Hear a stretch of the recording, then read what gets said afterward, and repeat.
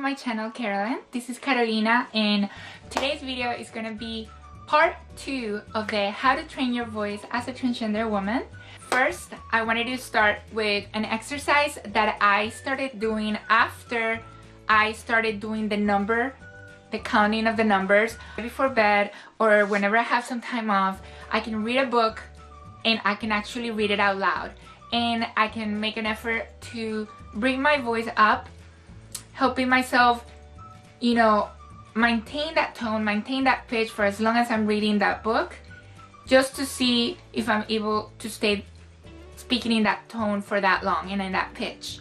Just pick one chapter, pick one page, pick a phrase, and just repeat it, you know? So just, as I mentioned before, do your warm-ups and then bring that voice up as much as you can, even if it sounds like this, like a little Mickey Mouse, or just talk on this voice. This is an example of what can happen when the wave and the rubber band occur around the same time. That was really high pitch for me. But what you can do is you can start bringing it down just a tiny bit so that you start feeling more comfortable with it. So just really take your time with it. Breathe, relax your muscles in your mouth. You're gonna feel a lot better once you do the warm-up exercises. Moving on to the next exercise, I'm gonna show you guys something that I was doing as well at the beginning of my transition, to just practice on my voice. And actually this came to me because before I started transitioning, I did a play and I was working on my voice, and I was working with a coach, a voice coach, and this person was helping me, you know, hit some of the higher and some of the lower notes that I couldn't hit before. And she really advised me to take my own piano, which I had one before. I think I still have it. I don't know where it is. I know it's somewhere here in my house, but it was one of those synthesizers. But if you have a grand piano, or even if you have a laptop, you can actually pull one out of your computer. So what I did is I wanted to show you guys, and I don't know if you could probably see it right here, but this is a virtual keyboard that you can pull up from the internet. It really helps you, you know, find that, hit those notes that you're trying to reach, you know. So it's really gonna help you, just like a singer. Singers are able to get those higher notes because they warm up their voices, because they practice.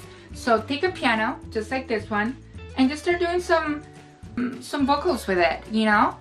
Okay, the next exercise that I was going to tell you guys, it's something that I know I've seen other people talk about on other videos, and I think it was very helpful for me because it really helped me get over the mental fear of having to use my voice and having to practice my voice with other people. One thing is to do it in your bedroom, in your house, when you're home alone, or when you're in your car, but another thing is actually doing it with other people, people that know you and people that don't know you. And I think for a lot of people, you probably can relate to this. Talking to people that know you, it's actually harder than talking to people that you don't know, because with people that know you, they are more used to, like I said before, they're used to your own voice, so it's definitely made it a lot harder.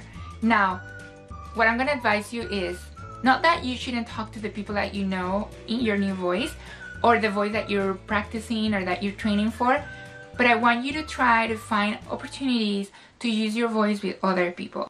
I want you to grab your phone, okay? And I want you to find on the internet places that you can call to ask questions, you know, free 1-800 lines that you can call and talk to someone just to practice. I know it sounds so silly. You might even be making a phone call that you actually need to make, and test your voice. Use your female name. Present yourself as the woman that you are, okay? Because eventually you will be doing this in person. You will be going to the grocery store. You will be going to the doctor. You will be going to work, to school, to your family reunion.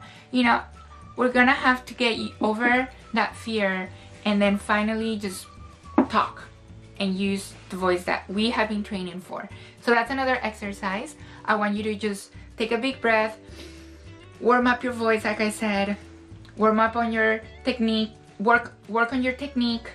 Remember, it's all about bringing that pitch up, find that note, keep it there, keep all the air coming out of here, Don't let the vibrations go down to your chest. Feel the tone on your head. Feel it right here. Tunnel that voice. Speak in a softer voice is gonna help you, and it's gonna at first let you modulate your voice a lot better. Once you're more used to it, you can raise your voice, you can yell, you can speak louder, or you can speak soft, and it still sounds just like you.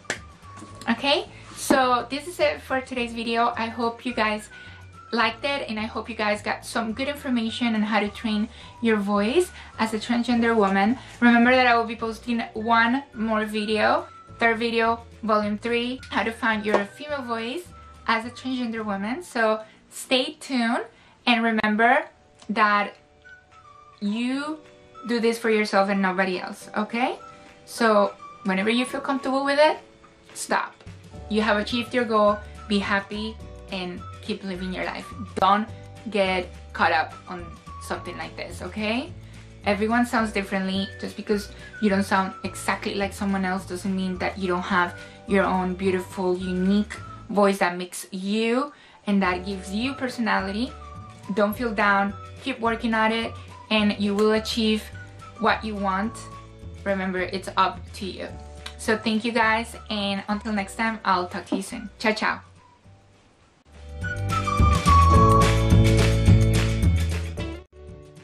Hey you guys, I just have to tell you, if you ever, just as a side note, if you ever think about getting Invisalign, really talk to your doctor about how much Invisalign will do for you. Because I remember telling my orthodontist at the beginning that I didn't think that Invisalign was gonna help me all the way, and he convinced me otherwise. And he told me, if anything, we will get you braces in the end, but I really don't think you're gonna need them. And 2.5 years later, I'm having to wear braces now. I wish I would have taken care of this 2 years ago.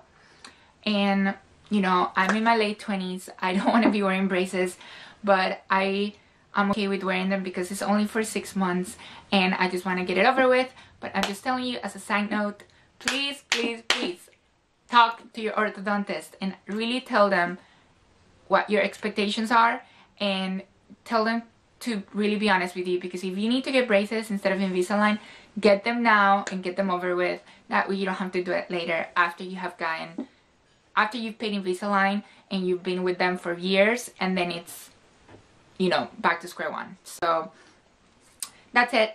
I just wanted to give you guys a side note because I am cutting my lips so bad right now from talking to you guys.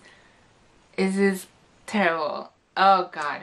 Anyways, I'll talk to you guys soon. Mwah. Bye.